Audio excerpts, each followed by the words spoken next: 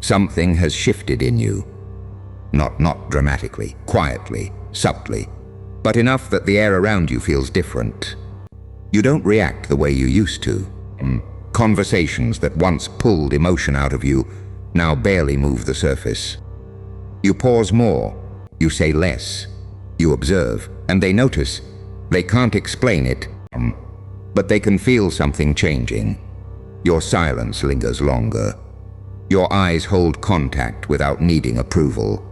There's less urgency in your voice. Less need to defend, to convince, to be understood. You're not colder. You're just not as accessible. 6 months ago, you would have filled the silence. You would have clarified your intentions. You would have chased resolution. Now you let moments breathe. You let people sit with their assumptions. You don't rush to correct them. Even you don't fully understand when it happened. But you feel it. The space between stimulus and response has widened. The emotional spikes have softened into something steadier. There's restraint where there used to be impulse. This isn't loud transformation. It's internal recalibration. You're becoming aware of it now, the quiet shift. And once you see it, you can't unsee it. 6 months ago, you moved faster, you reacted on instinct. You answered messages the moment they arrived. You defended yourself before anyone fully accused you. You felt the need to clarify, to explain, to make sure no one misunderstood your intentions. Now you wait, now you read the room twice. Patience has replaced impulsiveness. Silence has replaced oversharing. Observation has replaced reaction. The same triggers that once pulled emotion out of you don't land the same way anymore. You notice them, but you don't immediately respond. You let the feeling pass through you before deciding whether it deserves your energy. You pause now. You analyze. There's a depth to your processing that wasn't there before. You're not just reacting to words, you're studying patterns, tone shifts, micro-expressions, timing. You're seeing layers. You're operating from somewhere deeper now. Before, you wanted to be understood. You wanted fairness. You wanted reassurance that you weren't the problem. That desire made you transparent, predictable, easy to read. Now there's restraint. Not because you stopped caring, but because you started understanding. You realized how often your reactions gave away leverage, how quickly you handed people access to your emotional core. This change isn't random. It isn't mood. It isn't burnout. It feels strategic, even if you didn't consciously plan it. Which raises a question you haven't fully asked yourself yet. What exactly forced you to evolve like this? Before you fully understood what was changing, they felt it. They couldn't label it, but they sensed distance. Your energy doesn't lean forward the way it used to. You're present, but not exposed. Engaged, but not available on demand. There's a boundary now that wasn't there before. Some admire it quietly. They see the composure and mistake it for confidence. Some resent it. They preferred you when you were easier to read, easier to influence. Others feel threatened by it, even if they'd never admit why. Because most people stay emotionally transparent. Their moods are obvious. Their triggers are visible. Their next move is predictable. You didn't, and that unpredictability unsettles them. So they test you, they bring up old memories to see if you'll slip back into who you were. They make subtle provocations disguised as jokes. They ask probing questions, fishing for reassurance that you're still the same. They look for emotional spikes, irritation, defensiveness, nostalgia, but you don't bite the same way anymore. You answer calmly, or briefly, or not at all. The reaction they expected never arrives. That's when the tension begins, because when people can't read you, they start confronting you. Not directly at first, but through tone shifts, passive comments, small attempts to pull you back into familiarity. And now you're starting to see it clearly. This isn't just change. It's friction. Let's tell the truth about where this came from. It wasn't motivation. It wasn't a breakthrough podcast or a sudden burst of discipline. It was impact, betrayal you didn't see coming. Isolation that stretched longer than you expected. Being misunderstood by people you thought finally understood you. Outgrowing people who swore they'd grow with you. And the quiet battles, the ones no one applauded. The nights you lay there, replaying conversations. The moments you questioned your judgment. The slow realization that loyalty doesn't guarantee reciprocity. That's what changed you. Pain has a way of stripping illusion. It forces pattern recognition. You began noticing who only showed up when it benefited them, who respected you only when you were useful, who grew distant the moment you stopped overgiving. You didn't just feel hurt, you studied it. While others numbed themselves with distraction, you examined your reactions. Why did that comment trigger you? Why did you ignore that red flag? Why were you so afraid to walk away? You traced your weaknesses without flinching. You saw where you were predictable, where you mistook intensity for connection, where your desire to be understood made you easy to manipulate. And instead of collapsing into bitterness, you recalibrated. Pain forced emotional control. Pain forced independence. Pain forced you to detach from the need for constant reassurance. This wasn't self-help. It was survival evolving into strategy. You stopped reacting to discomfort. You let it teach you. You let it sharpen you. You let it expose the gaps in your boundaries and the holes in your standards. That's why the shift feels real, because it was earned. And this isn't your final form. It's clarity born from confrontation. The moment you realized the change wasn't random, it was necessary. What no one saw was the war behind your composure. The drafts you typed but never sent. The confrontations you rehearsed but never delivered. The urge to expose, to retaliate, to make them feel what you felt. You wanted revenge, you chose restraint. You wanted validation, you chose silence. You wanted connection, you chose standards. Old, you craved immediate relief. Closure, applause, emerging, you craved control. And those two versions collided in private. One whispered, "Say it, end this." The other answered, "Wait, watch." One wanted to be understood at any cost. The other understood that not everyone deserved access. Chaos versus control. There were moments you almost folded. Almost went back to what was familiar. Almost reopened doors your intuition had already locked. But every time you paused instead of reacting, something strengthened. Discipline doesn't announce itself. It forms quietly, in withheld responses, in delayed gratification, in choosing long-term alignment over short-term emotional release. You began regulating instead of erupting, observing instead of assuming, responding instead of reacting. You stopped chasing explanations. You let behavior explain itself. That shift changed your identity, because identity elevation isn't loud. It's the slow decision to hold yourself to a higher internal standard, even when no one is watching. Most people retreat when growth becomes uncomfortable. They return to old dynamics because familiarity feels safer than evolution. You didn't.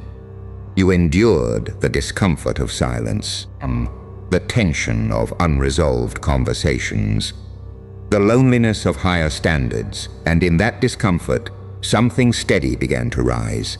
Not ego, not coldness, control.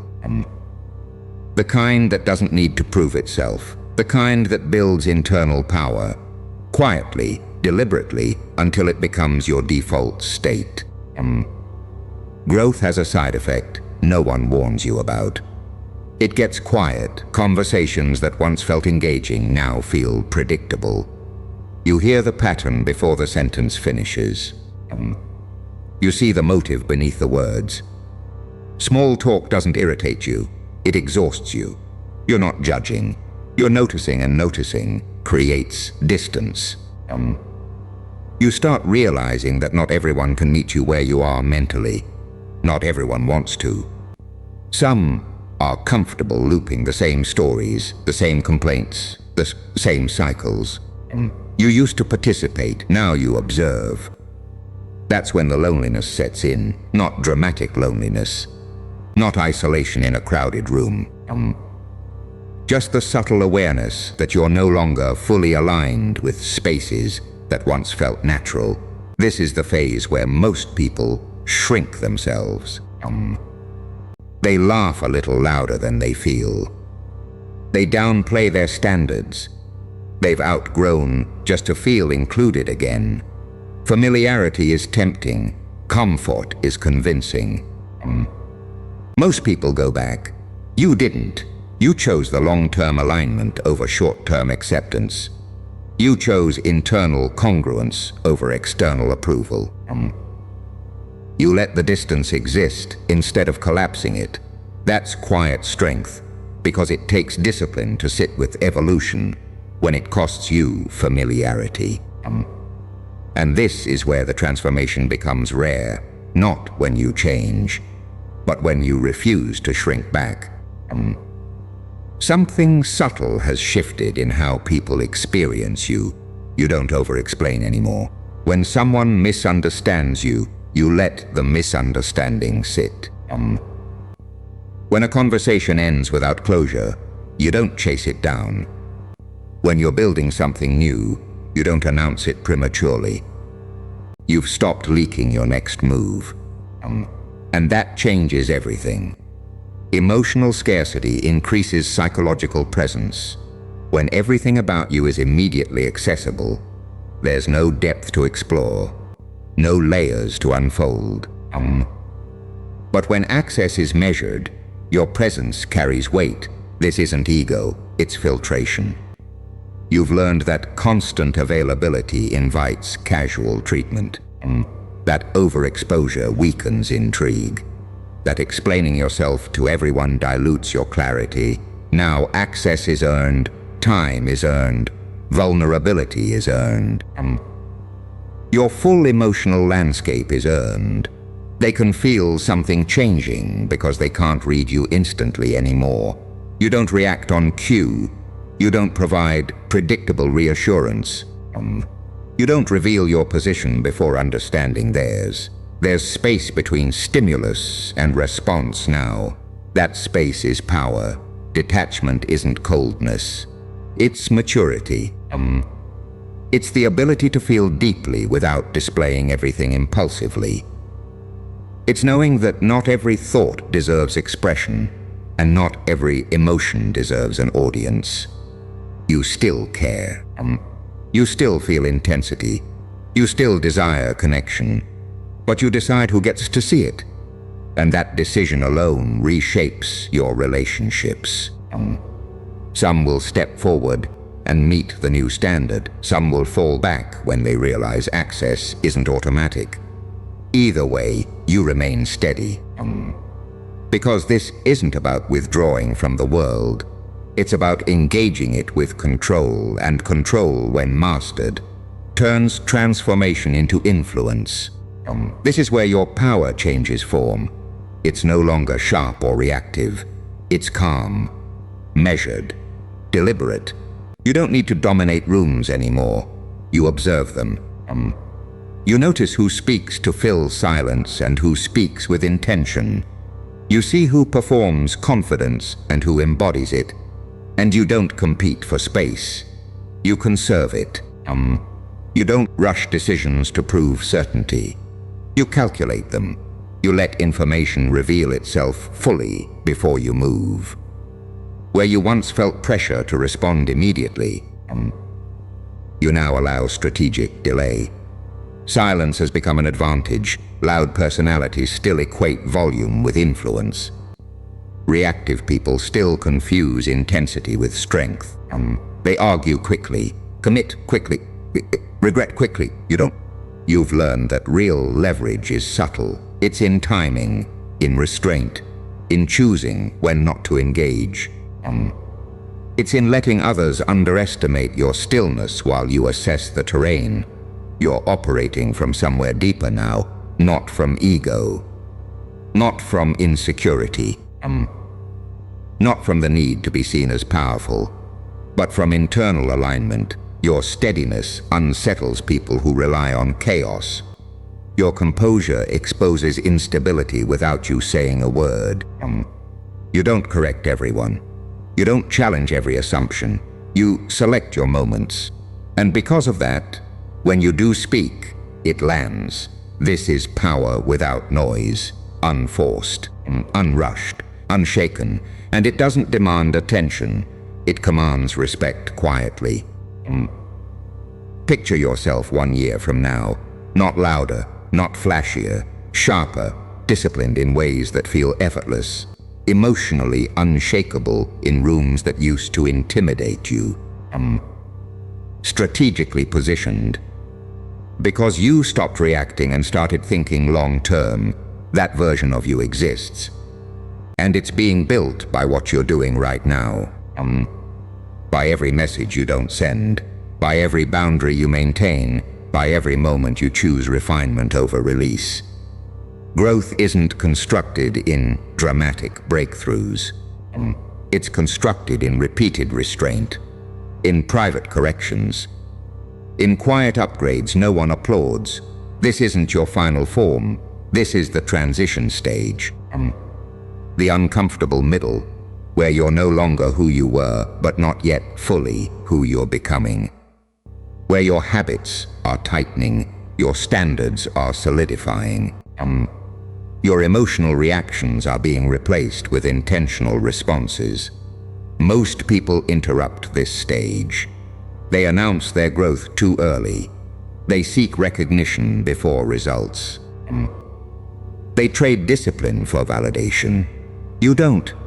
You've learned that the world doesn't need announcements. It feels outcomes. It sees composure. It notices positioning. It responds to consistency. So you keep building in silence. You keep refining your thoughts, your circle, your direction. You let progress compound privately. Because the future version of you isn't waiting for motivation.